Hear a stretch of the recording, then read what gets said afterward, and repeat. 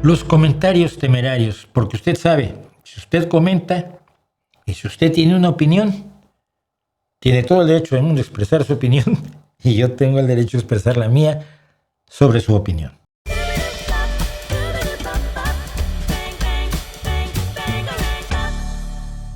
Bueno, pues estamos empezando con los comentarios temerarios y hubo mucho de religión por las dos semanas que hemos hecho de los a fondo. Ahora vamos a salir de los a fondo religiosos, aunque sí, el éxito es absolutamente increíble, lo estoy disfrutando muchísimo. Vamos a 11.600 visualizaciones con ¿cuántos comentarios? 196 comentarios sobre el vídeo de ayer. Bueno, pero vamos a empezar con el principio. Antonio Sánchez 000 me dice sobre la muerte, ¿no? Pero también el vivir una vida sin ninguna noción de lo que viene después de la muerte es desconcertante y muy atemorizante. Yo no veo por qué, pero bueno. Porque entonces se abre la posibilidad de que cuando llegue la muerte caeremos en el vacío infinito de la inexistencia. Como antes de nacer, ¿no? Esto también causa temor y un profundo sentimiento de injusticia, porque todos nuestros esfuerzos en esta vida habrán sido en vano. Y mi respuesta es, ¿y qué? No te vas a enterar. La gente la gente se plantea el vacío de la inexistencia como flotar en la oscuridad, como flotar en el Hades, como se lo imaginaban los griegos, ¿no? Estabas ahí mirando de un lado para el otro con cara de Memo. Si no existes, no te enteras de que no existes. Como no te enteraste que no existías antes de nacer. Si la muerte es el final, que todo parece indicar que lo es, y pues, ojalá te hayas divertido durante tu vida. Punto. Nuestros esfuerzos en esta vida habrán sido en vano. También, eso estoy totalmente en desacuerdo. Nuestros esfuerzos en la vida se reflejan en la gente a la que quisimos y que nos quiso, en nuestros hijos, en nuestros amigos, en nuestro mundo profesional, en si logramos hacer alguna aportación interesante en nuestro trabajo, a nuestra sociedad, a la ciencia, al conocimiento, al bienestar de algunas personas. Esos esfuerzos no... Si el único esfuerzo que te vale es ganarte el cielo, pues me parece muy, muy de chirrisplacas, ¿no? Los esfuerzos de toda la gente que vino antes de nosotros hicieron el mundo que disfrutamos hoy. Disminuyeron enormemente nuestro sufrimiento hoy. Porque si ellos no hubieran hecho lo que hicieron, sufriríamos mucho más hoy todos nosotros. Eso no es en vano. Ariana Trenzas dice, ¿puede salir algo de la nada? Creo que además el avatar es de inteligencia artificial, se nota un montón. ¿Puede salir algo de la nada? Me pregunta, y yo digo, no lo sé, pero los religionistas creen, sí, que Dios salió de la nada. Clase S-1010, gracias por esta segunda parte y por el diálogo que generas. No es mi intención generar diálogo, ¿eh? Tú te equivocas allí. Pero bueno, me detengo en tu análisis, este es filósofo, me detengo en tu análisis del argumento Kalam, donde preguntas por qué si algo empieza a existir debe tener una causa. La pregunta es excelente, pero creo que invierte la carga de la prueba. El principio de causalidad ex nihilo nihil fit es la base de todo. Ya con el latinajo, estudió filosofía. Ex nihilo nihil fit es la base de toda la racionalidad y la ciencia. La postura verdaderamente extraordinaria y que requiere una justificación enorme es la alternativa. Afirmar que el universo pudo surgir de la nada absoluta, sin causa y sin razón. Con todo respeto, ¿no es esa una conclusión mucho más irracional que la de una causa trascendente, o sea, de un Dios? Blanca y como yo, pero más guay.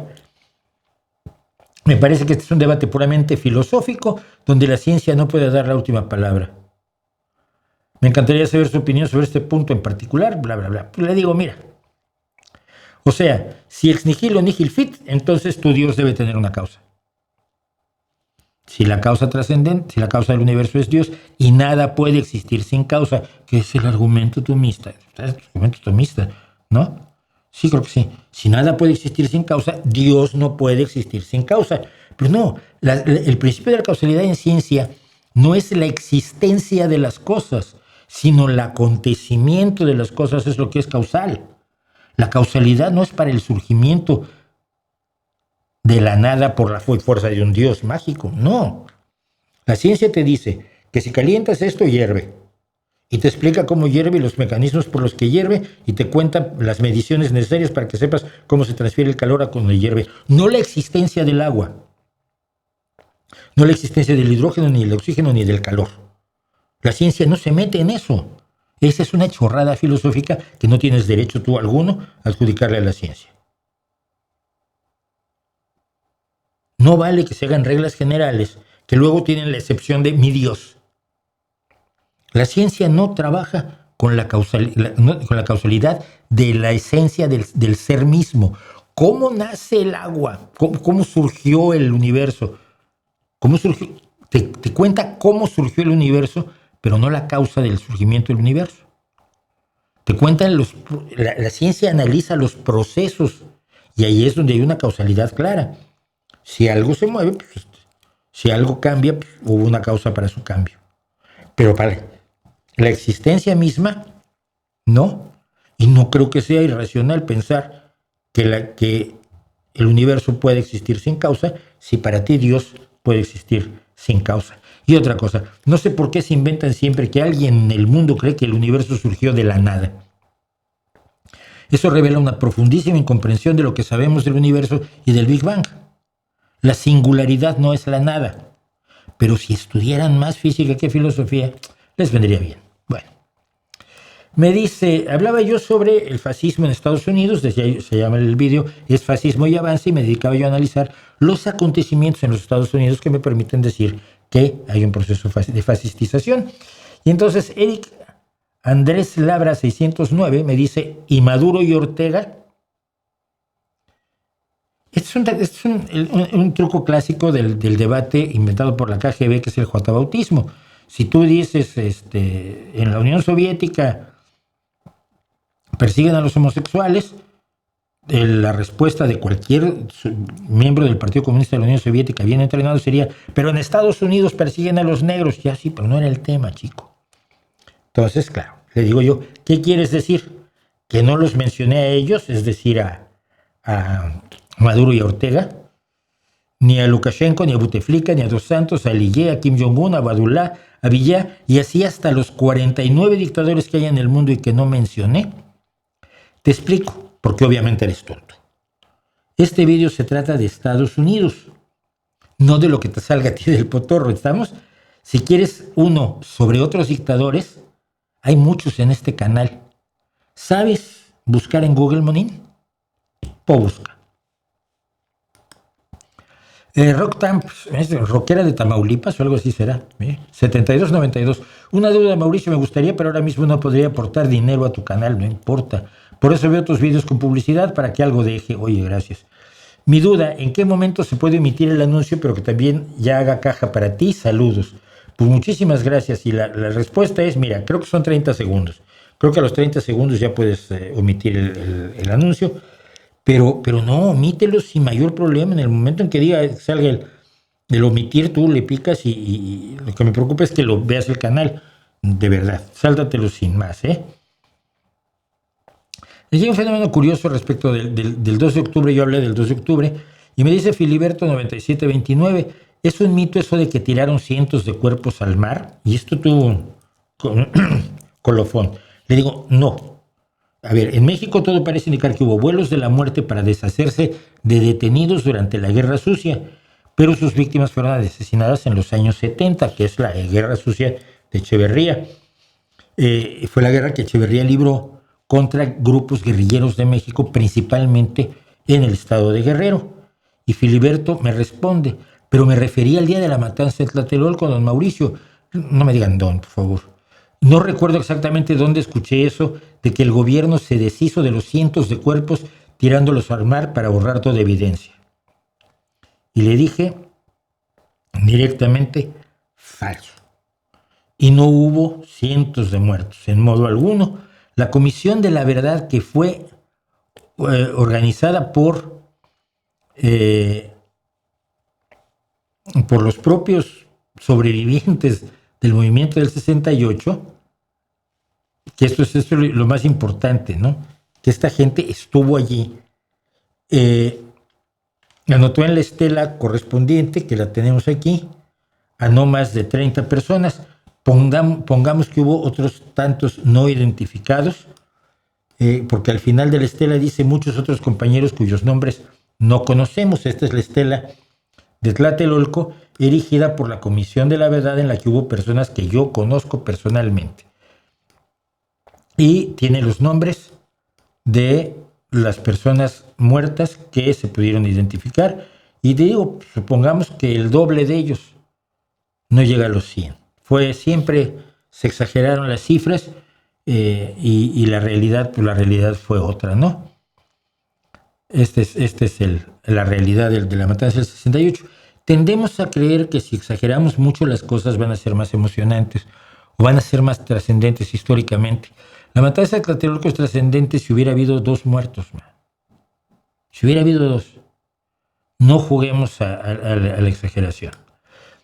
Luego, dice Iván 17U5C: hola, buenas noches, os recomiendo leer los libros de Espinosa. Yo le digo, yo te recomiendo que los leas si no sabes ni siquiera escribir su nombre. Era este señor, se llamaba Baruch Spinoza Cine. ¿Vale? Bueno. TES-BC Puebla dice: la embajada cubana no se metió a organizar el movimiento del 68 por el famoso pacto entre Fidel Castro y Fernando Gutiérrez Barrios. No, mira. Primero que nada, el movimiento del 68 no se organizó. No es algo que organizaron y luego un día lo pusieron en marcha, ¿no? No es como cuando preparas, no sé, la fiesta de 15 años de tu sobrina Filisberta. Y entonces preparas todo eso y el día de los 15 años, ¡pum!, lo haces realidad todo. No, el movimiento se desarrolló, vuelvo a contarlo, hubo un enfrentamiento entre 2 prepas, 2 preparatorias, con una pandilla que había en la zona de la Ciudadela, que se llamaban los Ciudadelos precisamente. Y se pelearon, y una de estas peleas de preparatorianos, que no sé qué tan frecuentes sean ahora, pero bueno, más o menos eran frecuentes en aquel entonces. Terminó la pelea y llegaron los granaderos y empezaron a pegar a todo el mundo. Los granaderos eran los antidisturbios mexicanos de aquel entonces, el cuerpo de granaderos. Sacaron a los alumnos de la escuela a golpes de las 2 preparatorias. Entonces se fueron a protestar: oiga, ¿por qué nos pegaron? Y fue la primera manifestación que se hizo exigiendo explicaciones y que no nos peguen los granaderos, ¿no? Entonces la respuesta del gobierno de México fue pegarles otra vez a los muchachos. Entonces los compañeros se unieron. Nadie estaba organizando, nada de eso se organizó sobre la marcha, y eso es lo que lo convierte en uno de los movimientos sociales más limpios de la historia. Ahora, la amistad entre Fernando Gutiérrez Barrios, a quien tienes aquí a la izquierda, y Fidel Castro es absolutamente real.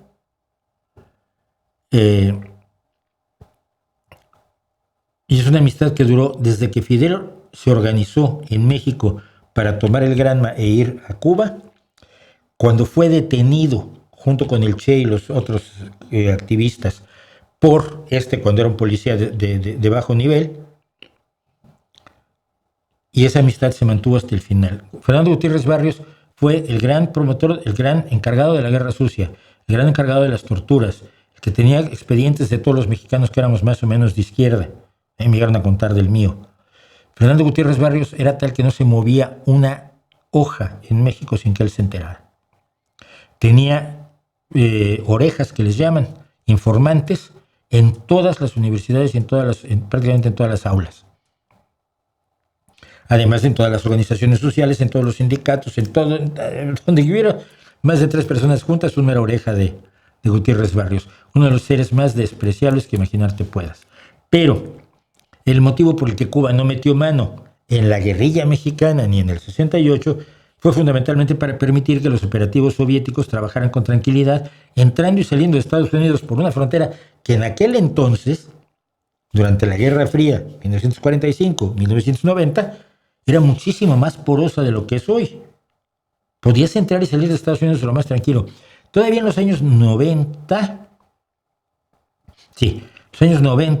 como a los 94, 95, me pasó que encontré a un compañero, a un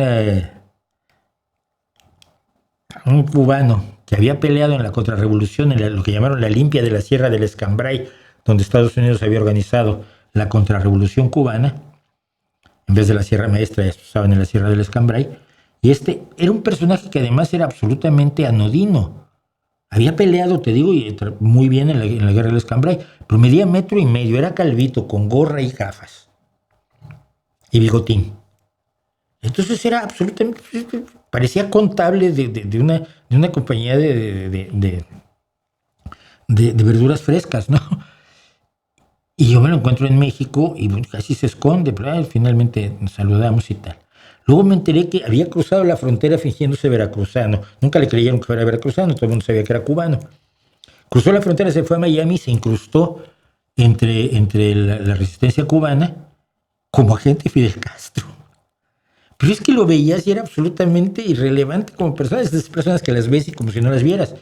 Y el tío era un genio militar, de inteligencia, etc. Y esa frontera la quería mantener siempre, por supuesto, abierta, la Unión Soviética. Esta me gustó muchísimo. Dice, después de que hablé algo sobre Pablo Iglesias y sobre... Dice, Tarota 4488, dame tu nombre, usa tu nombre real, me gustaría mucho saber quién eres. Si a lo mejor entrevistando a Pablo Iglesias aprenderías un par de cosas, no lo descartes. Y así como no soy dado a debates, soy un entrevistador nato. Así que le dije, yo no lo descarto. Escríbele a Pablo Iglesias y dile que me conceda una entrevista y yo encantado. Voy hasta el Marquesado de Galapagar en Madrid a entrevistarlo. Verás cómo no tiene huevos para darme una entrevista. Ya nos contarás, Tarota 43488. Sí, funciona. Y esto es finalmente nuestro premio Elton.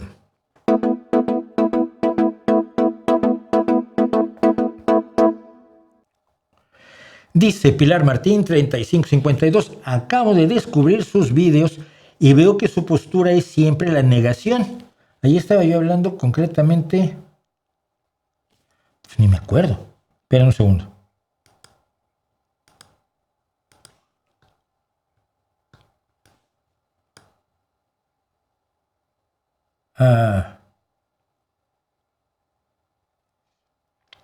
¿Qué era? No me acuerdo cuál era este. Bueno, creo que eran las constelaciones. Pero bueno, lo que me dice Pilar Martín finalmente es, acabo de descubrir sus vídeos y veo que su postura es siempre la negación. ¿De qué se trata? Que me opongo. Dice que me opongo, pero quiere decir que me opongo. Acabaría antes si hablara de lo que usted sí cree. Y le contesté, me resulta asombroso que acabas de descubrir el canal y hayas visto los casi 2,000 vídeos que lo componen para llegar a esa conclusión.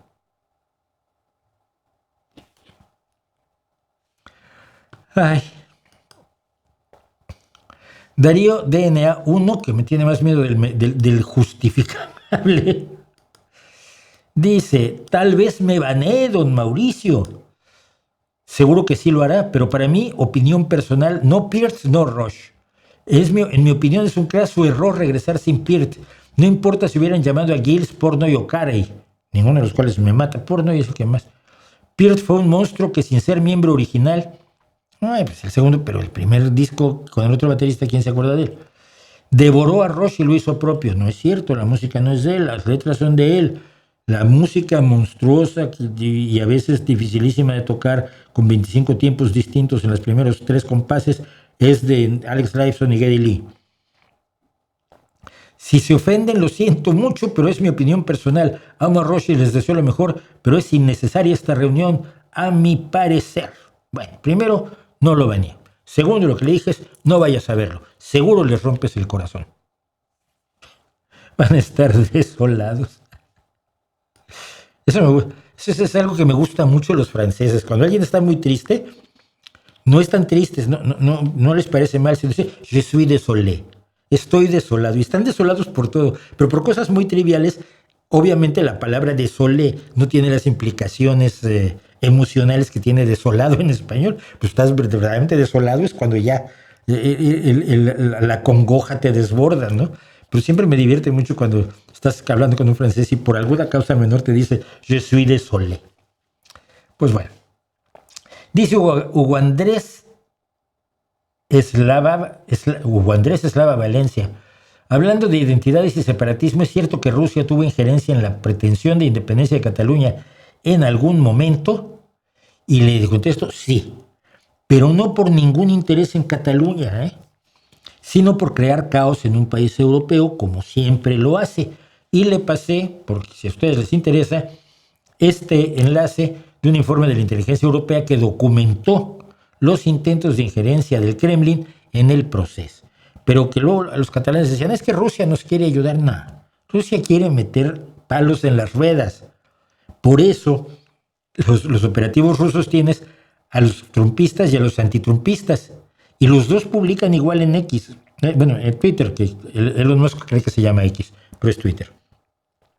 Y publican y se pelean entre ellos para generar polarización y confusión. O mandan 25 versiones distintas de lo mismo, no para convencerte de una verdad distinta, sino para que dudes que existe la verdad.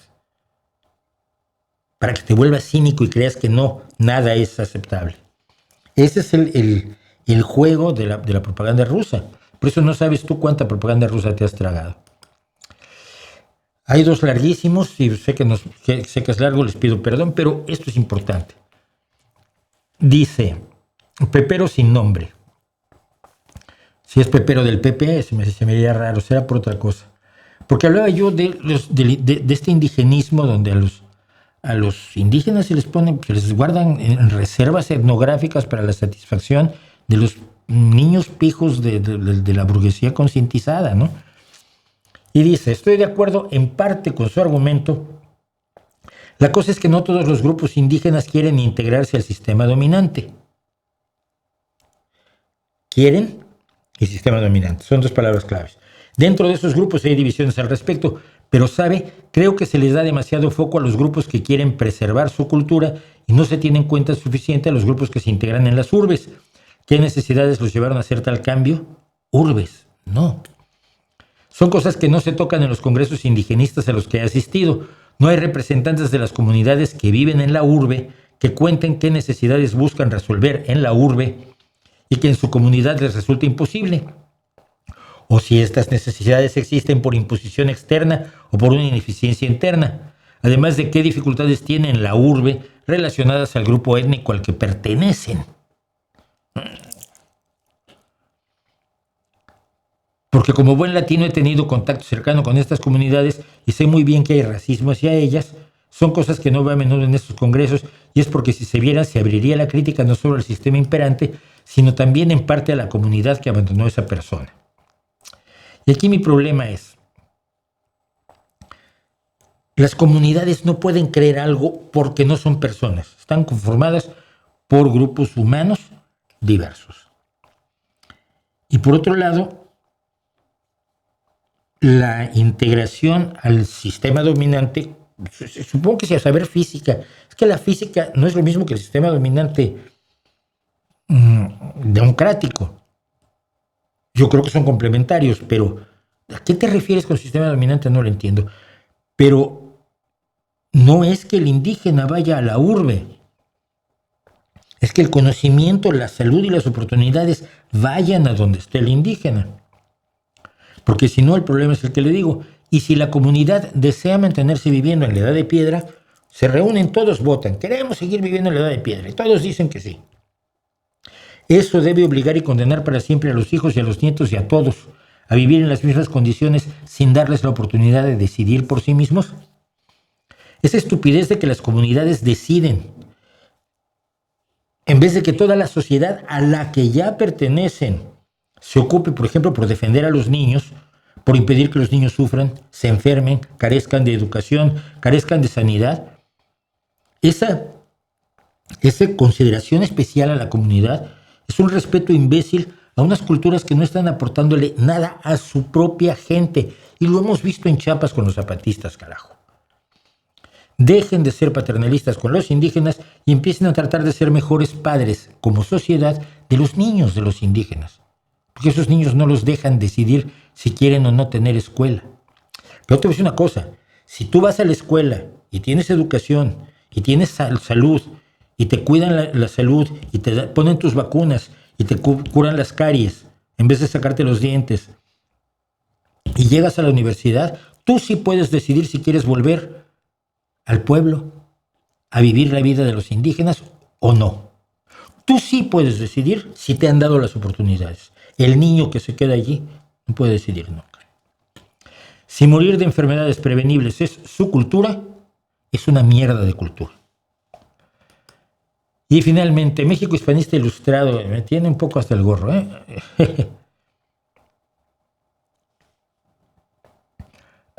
no soy practicante católico, dice, pero mi escala de valores nació de los principios del catolicismo y eso marca más de lo que parece.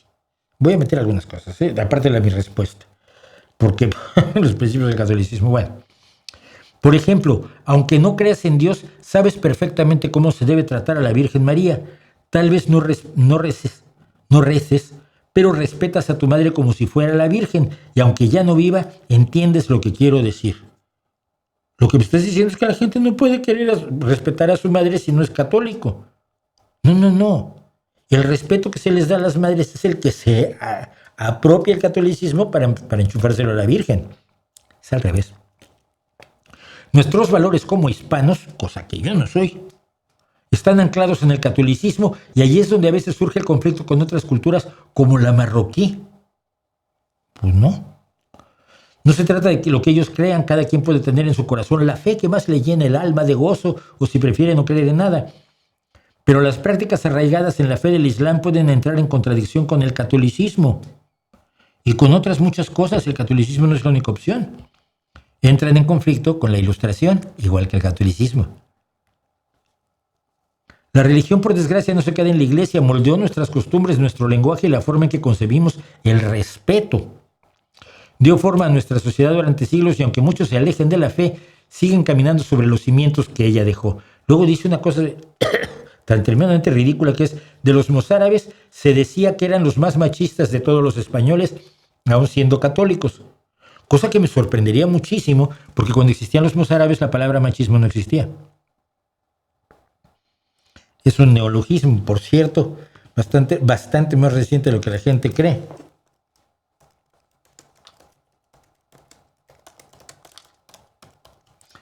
El neologismo machismo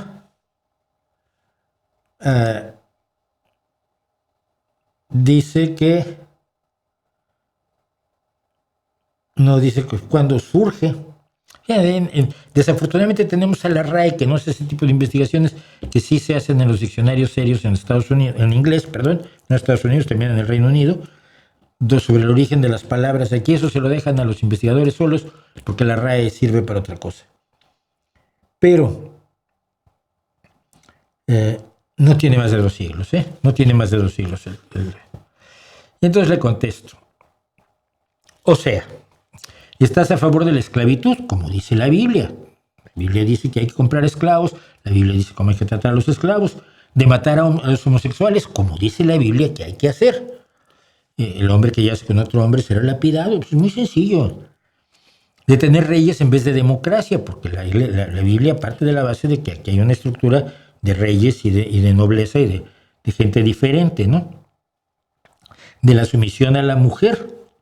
La sumisión de la mujer está perfectamente establecida en la Biblia, tanto en el momento en que es creada como una ayuda para el hombre, hasta después del pecado original, cuando la condena a ser dominada por el hombre. La guerra contra los adversarios, todo se resuelve con guerras. La desigualdad entre los seres humanos, porque los seres humanos son distintos y crean jerarquías, y la Biblia establece muy claramente las jerarquías, tanto en el Antiguo como en el Nuevo Testamento, y de la aceptación de la injusticia en esta tierra, porque bienaventurados sean los pobres, porque de ellos será el reino de los cielos. Y más antes pasará un rico por el ojo, un camello por el ojo de una aguja, que entrará un rico en el reino de los cielos. O sea que no somos iguales, por favor. Esos son los valores cristianos, pobre de ti.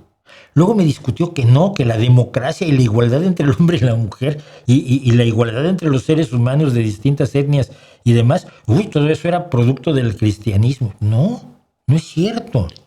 No es cierto.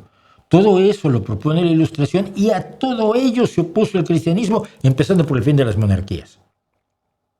El catolicismo y los cristianismos, varios de las denominaciones protestantes, todos se han opuesto a la liberación de la mujer, todos se han opuesto a la igualdad entre los seres humanos, todos se han opuesto a las democracias, todos se han opuesto al fin de la esclavitud, todos se han opuesto al fin de la pena de muerte.